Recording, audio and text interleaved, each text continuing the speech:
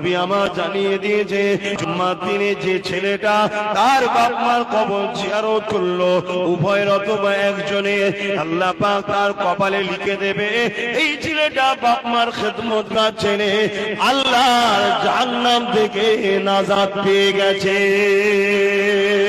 এই যুবকেরা জুম্মার দিনে বাপ মার কবর জিয়ারত করবে, যাদের হায়াতে আছে মসজিদে একটু বসে বসে দোয়া করবে, ওগো আমার আল্লাহ পুরো বাপটাকে তুমি তুলে নিও না, মাটাকে তুলে নিও না, কেন বড় নিয়ামতের জিনিস, বড় আদরের জিনিস, বড় সম্মানের জিনিস, তুমি বাইরে ঘোরো তো কি হয়েছে, কেউ তোমার জন্য ঢাল হয়ে আল্লাহর কাছে ফরিয়াদ করতে থাকে। আমি আমার কথা বলি, এই বাংলার অলিতে গলিতে আমার দুশ্মন ঘুরে বেড়াতে লেগেছে, কিন্তু আমার বাপের দোয়া, আমার মায়ের দোয়া আমার জন্য ঢাল হয়ে রয়েছে।